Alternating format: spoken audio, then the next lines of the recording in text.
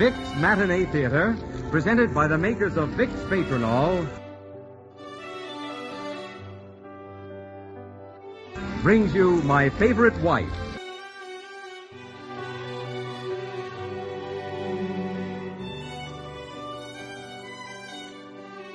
Starring Vic DeJory as Nick Arden, and supported by Betty Winkler as Ellen and Martha Sleeper as Bianca.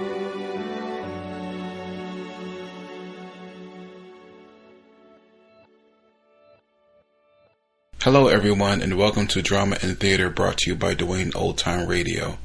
Before we get to today's drama, if you enjoy what I'm doing, let me ask you to subscribe to my channel. Subscribing is 100% free, and you will receive notifications on new posts. Lastly, if you have a moment, write a short 1 or 2 sentence review or give a rating on your preferred podcast service. A positive review or rating would help me out a lot. And now, on to the show. Oh yeah, and thanks for your support. I really do appreciate it. Hope you enjoy.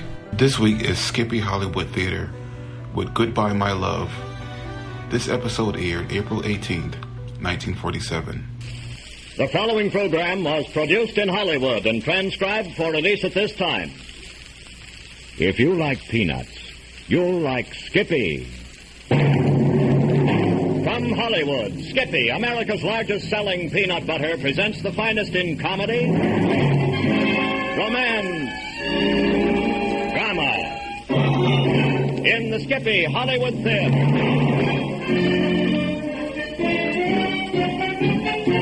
With Lorene Tuttle in the absorbing drama, Goodbye, My Love.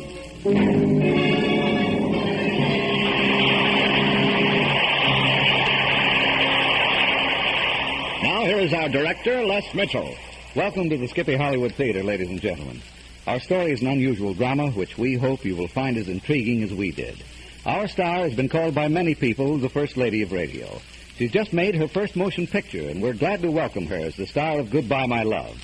We want you to meet her in person, but now it's time to hear from that old peanut vendor himself, Van the Skippy Man. So take over, Mr. Van Desatel. Suppose we were playing that old parlor game of true or false, and I made this statement. The peanut butter with the most oil on top is always the best. How would you score that? You're right, it's wrong. The presence of floating oil indicates the peanut butter may not be fresh, and if such is the case, no matter how vigorously you stir the oil in, the results will be unappetizing and disappointing. Skippy peanut butter never has a trace of oil separation. Oil and peanut meats are locked together for keeps. As a result, Skippy stays fresh and sweet and easily spread to the last spoonful at the bottom of the jar. As a result of these outstanding advantages, Skippy has become America's largest selling peanut butter. Of course, that wonderful Skippy flavor is a contributing reason for the popularity of Skippy, for it tastes exactly like plump, selected, freshly roasted peanuts. Try a jar. You'll discover if you like peanuts, you'll like Skippy. Now here's our director, Les Mitchell. And here's our star, Miss Lorene Tuttle. We're very happy to have you with us, Lorene, and we're sure your performance will be one that will be long remembered. Thank you, Les. I'll do my best, believe me. You always do, Lorene. That's one of the reasons I think you're a great actress. Before we ring up the curtain, will you be sure to come back at the end of the play and give us a comparison of acting on the radio and in motion pictures? I'll be very happy to, Les. But now, could we... Okay. I know how you love to act, so we'll get on with the play. Curtain going up. Places, everyone. Curtain. The curtain is up, and here is the play.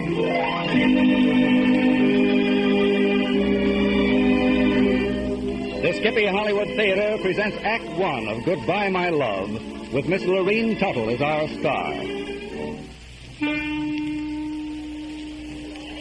A woman sits lost in thought in a railroad station, looking at but not seeing the milling hundreds passing before her, each with his own thoughts, purpose, and will. Her thoughts tell her story. Everything was clear to me yesterday when our house burned down.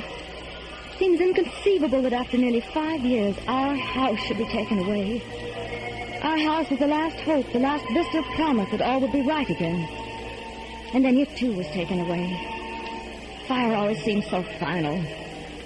I asked myself as I stood across the street and stared at what was left of the house, could this be? A few days ago, it was sure and definite that never would I be unhappy. Only a few days ago, I laughed, and Bill laughed. My husband, Bill. Mine alone. My handsome, intelligent, wonderful, crazy husband. The world's greatest writer, God's gift to humanity, God's gift to me. It was only a few days ago.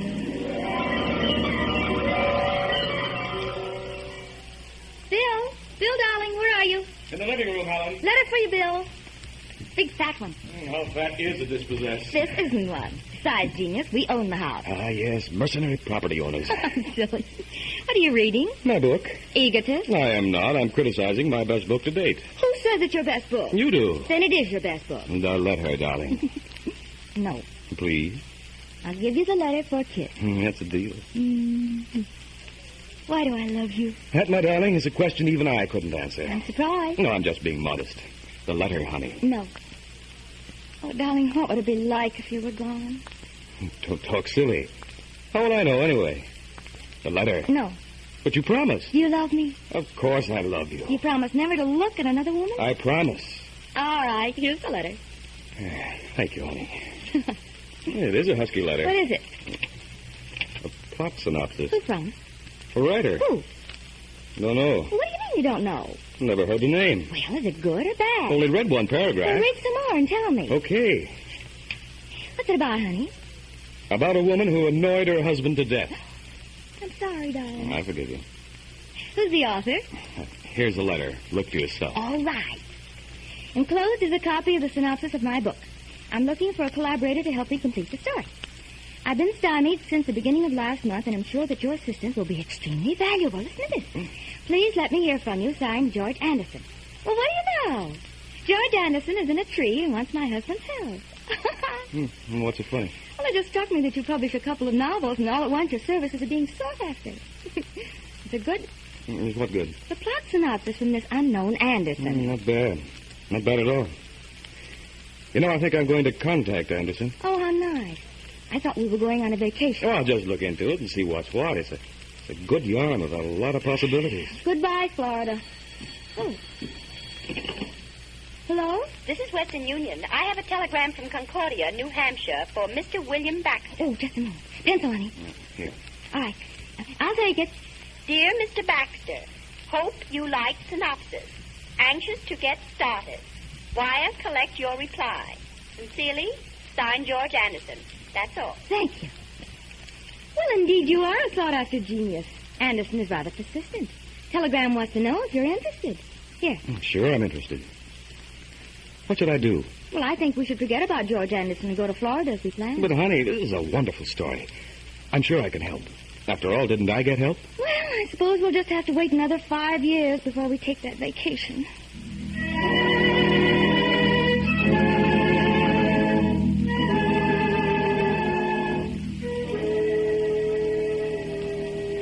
Oh, look, Helen, don't worry about Oh, me. Bill, you know me better than that. Well, anyway, I won't be gone more than a week. Anderson says the book doesn't need very much. It won't take long. Well, that's all right, darling. Just take good care of yourself and write to me every day. If I can't write, I'll wire. How's that? Just so long as I hear from you. Okay. Now, shall I hold both suitcases and give you a kiss, or shall I put the luggage down and give you a hug and a kiss? You just hold the luggage, and I'll give you a great big hug and a great big kiss. So. Good. Open the door for me, darling. Yes, sir. Thank you. Take care, Bill, please. And dress warmly. And as soon as we're through, I'll come home running. Goodbye.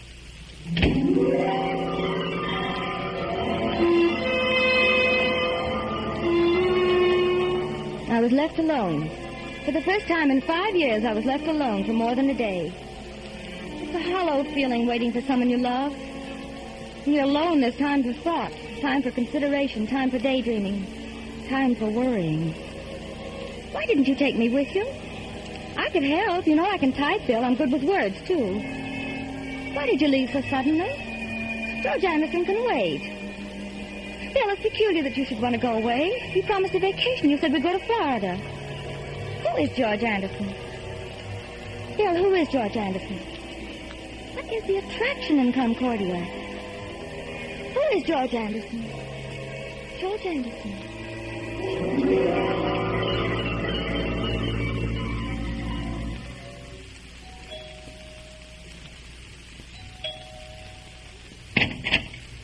How do you do?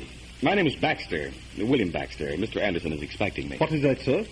I said that George Anderson is expecting me. Oh, yes, Mr. Baxter. Come in, please. Thank you. May I take your hat and coat and luggage, sir? Yeah. This is quite a shack. What's that, sir?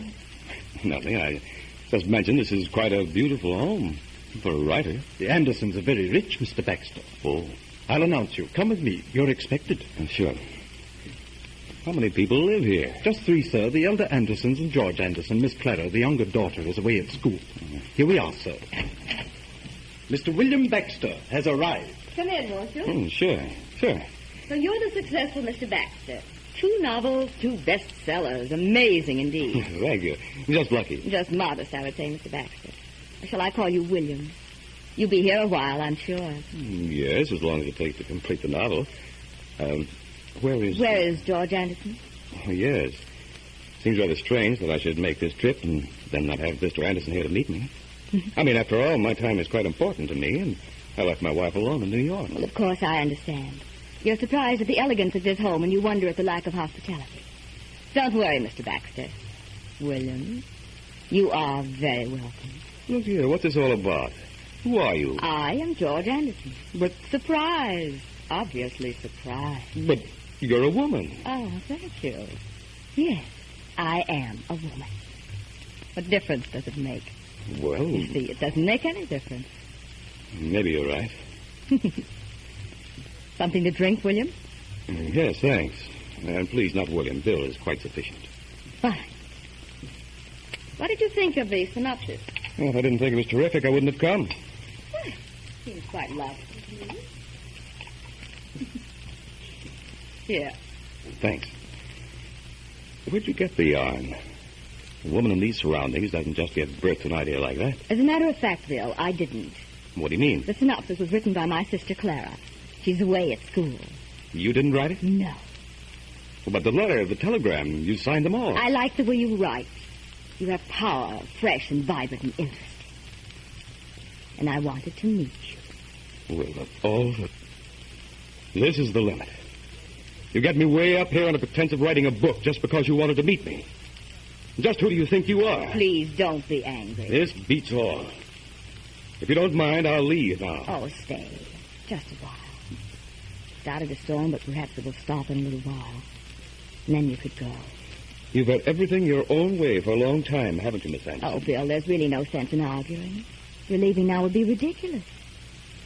Done. Relax. All right. I'll wait until the storm's over. I'll wait, Miss Anderson, but I won't like it. You can call me George. All right, George. You can have the synopsis. My sister won't mind. I'll write my own, George. I'm a writer, a good one. I don't need anyone's story. I came up here to help a writer in trouble, just as I was helped once. I was trying to do a good turn, and now I'm placed in this ridiculous situation. Oh, you're attractive when you're angry, Bill. But don't be. It won't be too bad. I'm sure that it won't be too bad.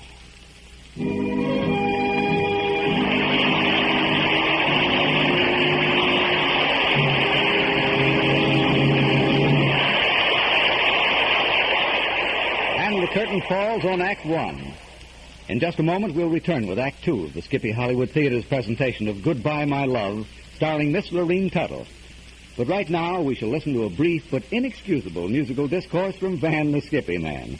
3 weeks ago, Mr. Van Dessetel sent away for the mail-order course on how to raise turkeys and play the musical saw in 5 easy lessons.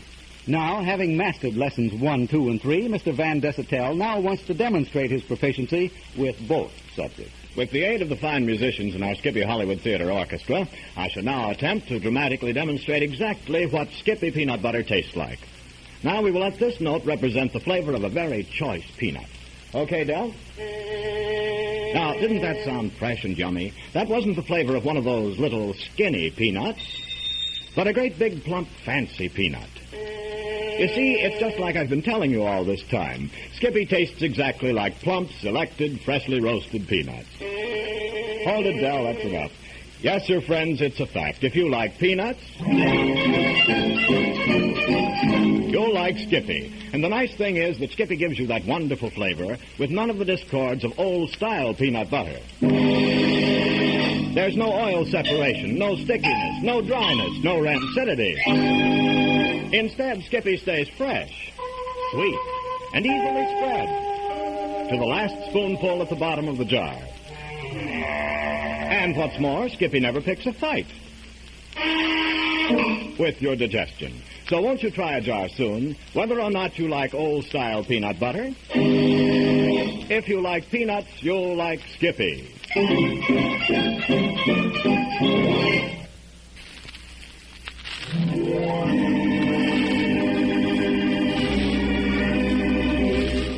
Skippy Hollywood Theatre is presenting Miss Lorene Tuttle as the star of Goodbye, My Love.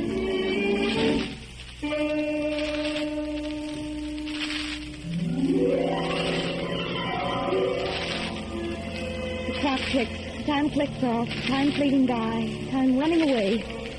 Time without Bill. Time alone. It's frightening. So lonely in the house. Bill gone almost a day. And Bill is lost. What's happening to me? Oh, what's wrong, Bill? Time is endless when you're not here. Our vacation, Bill. Why didn't we take our vacation? Why did you go away? Who are you talking to? Are you forgetting me? I know something's wrong. Oh, Bill. Bill.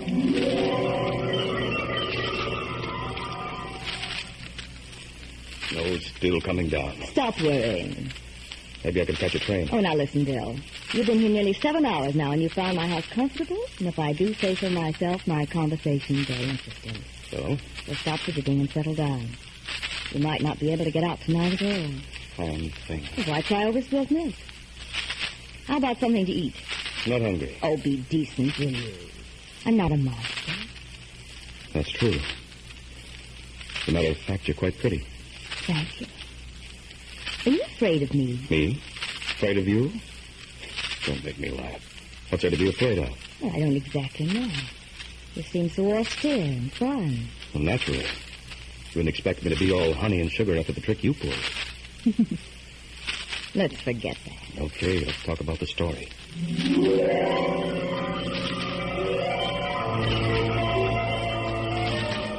One day gone. One day without you.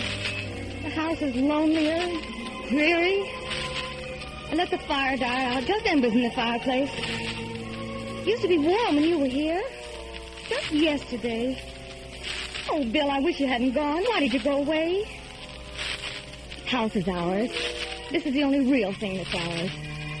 You'll be home soon. I know you'll be home soon. It's your house as much as it is mine. Only without you, it isn't as warm. But it is our house, and you'll be home. You must come back to your house, Bill. Did you have breakfast, Bill? Had some coffee. Did you sleep well? Hardly slept at all. Oh, I'm sorry. You'll be home before you know it. The storm seems to be letting up. But the snow is very deep on the highway. Well, how about the highway crew? Don't they plow the drift to one side? Yes, but it takes quite some time. Bill, about the synopsis. Yes? Do you really think that something can be done with it? Well, naturally. Told you what could be done with it last night. You can tell your sister the story has infinite possibilities. You kissed me last night. If she uses the angle of telling the story in the third-person objective, it's the most effective and beyond doubt the nearest thing to real drama that I can figure. You see... Why did you kiss me last night? I was a dope. Why did you let me? I told you that I thought your writing was fascinating. You're a child. I say that again. You're spoiled and selfish. Oh, Bill, I've had everything that life has to offer. I'm fed up with living the dull, drab existence that's so common up here. I thrive on variety. I love to ride and ski and toboggan, and I like excitement and fun. And I'm one of the interesting things that satisfy your egotism, is that it? I don't know. You're so different. You don't bend easily to my whims. I don't bend to anyone's whims. Listen to me, Bill. You worked for the past 5 years without let up. Yeah. Why don't you live a little? See what it's like, just for a few days. Fun. Just for a laugh. What do you say? No, I can't do that. Oh, Bill. There's life at your fingertips. Stay a few days. Why no life? Tell her you're stuck with a problem. Bill, stay a few days.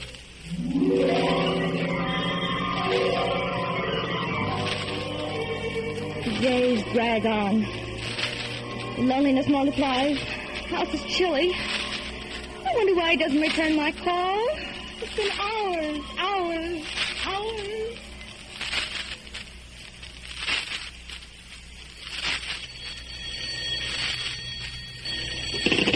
Hello? Fleetwood 4, 2945. Yes, my call to Concordia? I'm awfully sorry, but we cannot put your call through. You can't? A severe snowstorm last night has caused damage to communication facilities in northern New England. We cannot quote a delay on your call. Oh, well, never mind, operator. Thank you. Rid of the snowstorm. Don't worry about him. He'll be all right. There's the house. The house belongs to us. Bill and me. Bill will come home. Oh, and footsteps echoing in my ears. Oh, it's empty. Hello?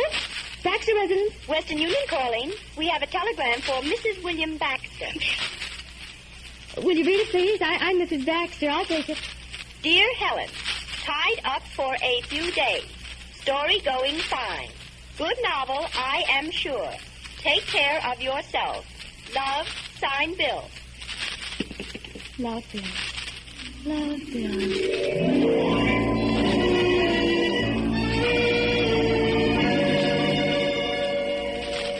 How do you like this place, Bill? Oh, not bad.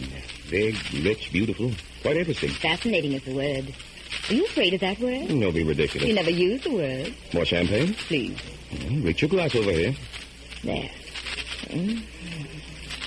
Hey, what's the idea of kissing me in a public place? Is that some of your variety? He didn't like it. Don't be so blunt. Okay, so I liked it. What do you expect? You're a beautiful girl. I liked it, so what? Don't you like me at all, Bill? Yes. Yes, I like you. Quite a lot.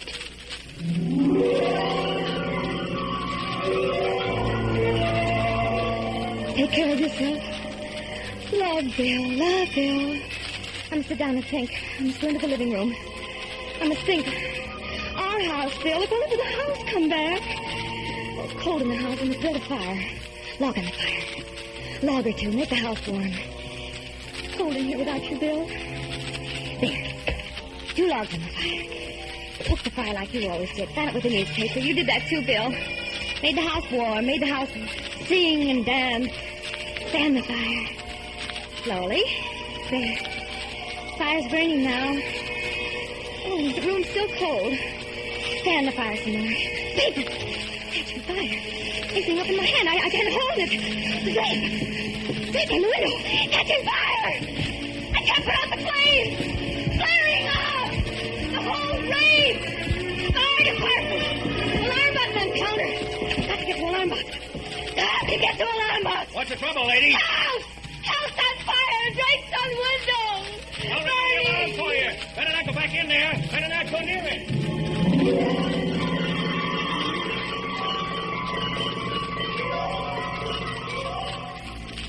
The house burned down. I tried to make it warm inside. Bill knew how he could make it warm. Now the house is gone. There's no reason for Bill to come home. Now there's only time. Time to remember. Time to consider and think. Time. Time. The young man who reserved train number 1, leaving on track 44 for Harmon, Poughkeepsie, Albany, Utica. My train. Must get to my train. There isn't anything more. Everything is gone. Everything. Gone forever. Now ready on track. My bill, my house, ended, finished, and done. The book is closed. That's how Bill would have said it. The book is closed. Home, mother, going back to Albany. Track 34. Helen! Bill? Where are you going? Home, Bill. Back to Albany. Helen, darling. I was home and I saw that the house was completely lost. Darling, what happened? I tried to live without you. I tried to make the house warm. Warm like you used to do it. Live without I couldn't me? do it. Helen, I've only been gone 2 days. You're not telling me you were going away. I always told myself that I could never bear to have you go away without Helen, me. please, I'm home. Home near you. Here, give me that suitcase. It's no use, Bill. I'm going. Helen, please take hold of yourself. You'll be all right. You've been through a great deal. Oh, dear, darling. Darling, come into the waiting room. Over this way. You'll be all right. Please don't cry, Helen. Please, I can't stand to see you cry. We'll build another house. There. There, see? Now, I want you to meet a friend from Concordia. We came down here to work on the book. There's too much distraction up there. Widow Carnival started and so on, you know. Who is the friend, Bill? George Anderson, of course. George Anderson? Yes. George! Oh, George! Over here. Oh, there you are, Bill. Oh, that's the little woman you've been talking about, huh? Now I know why you were so anxious to get home. You can't blame me, can you? Honey, this is George Anderson. How do you do, Mr. Anderson? Charmed indeed, and not the least bit disappointed either. Your husband is a whiz at description. Thank you. I hope the book is a great success. Oh, Bill. Bill, I missed you so very much. I tried to call, but the lines were out. Bill, are you all right? You didn't drink, did you? Just one scotch and soda with Mr. Anderson. And you didn't meet any women, did you? Just one, honey. She was over 45. George's mother. Oh, Bill. Oh, darling, kiss me. You bet, angel. Oh, Bill, I imagine such horrible things. Oh, Bill, I'm such a fool. Such a woman, you mean? I guess you're right, darling. Just a woman in love.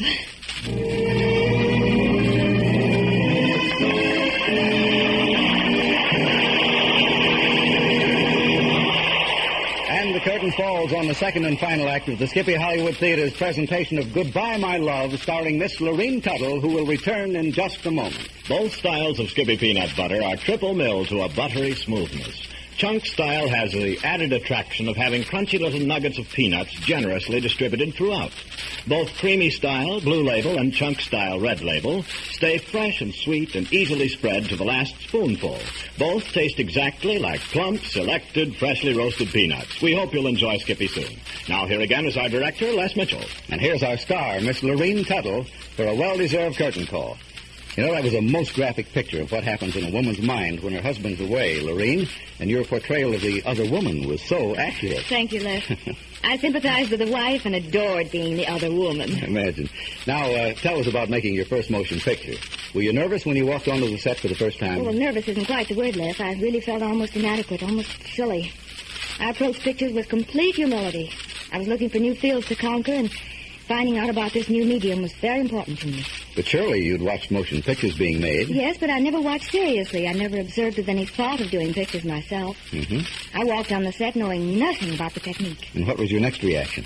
Well, I had my pathetic little scrubwoman costume and makeup on, and I said to myself, for once, I don't have to worry about how I look. I'll just worry about what I have to say and what I have to do. You said something to me before the show about Mr. O'Gell's reaction when he saw you in your costume. Yes, Les. I walked over to him and stood in front of him and started to bawl. He looked at me and almost did, too. He'd seen me dressed up and must have seen this little character through my finery. Well, when I walked up to him in the costume, I must have appeared as a little drab character he'd seen in the first place. He was deeply moved, and so was I. See, the role is deeply emotional. It seems to me that you approached this thing from an emotional viewpoint rather than the visual, Lorene.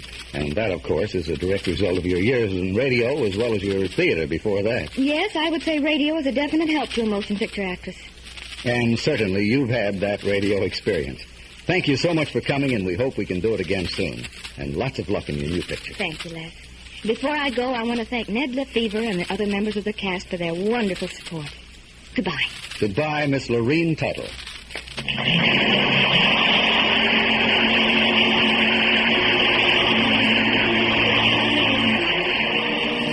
Miss Lorene Tuttle was supported by an all-star cast. Ned Lefevre as Bill, David Bond as the butler and Mr. George Anderson, Maxine Marks as the operators, Charlie Steele as the train announcer. Goodbye, My Love was written by Marvin L. Grant, produced and directed by Les Mitchell, who is here also as your host. Thank you for being our guest, and we hope you'll be with us again next week. Musical score was composed and conducted by Del Castillo. Be sure to listen each week and hear such stars as Jane Darwell, Bill Goodwin, Frank Albertson, Barbara Luddy, Helen Mack, and many other great actors and great stories selected especially for them. Lorene Tuttle can soon be seen in the Seymour Nebular Zell motion picture, Heaven Only Knows. Dan Desautels speaking for the Skippy Hollywood Theatre. This program was produced in Hollywood and transcribed for release at this time.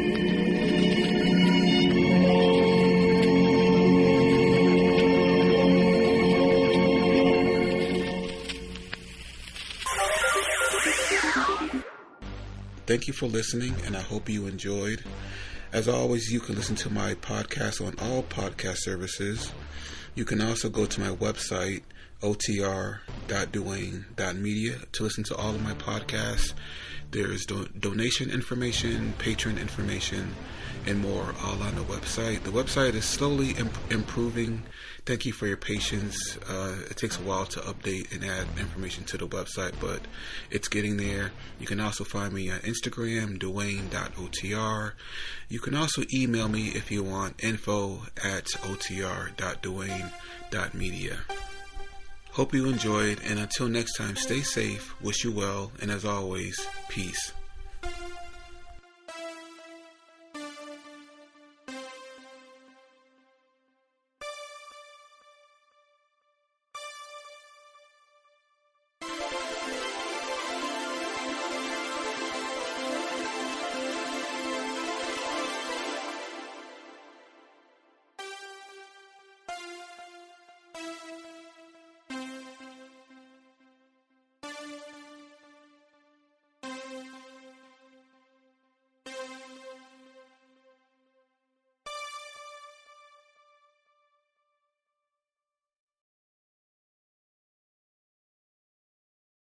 Ha ha ha.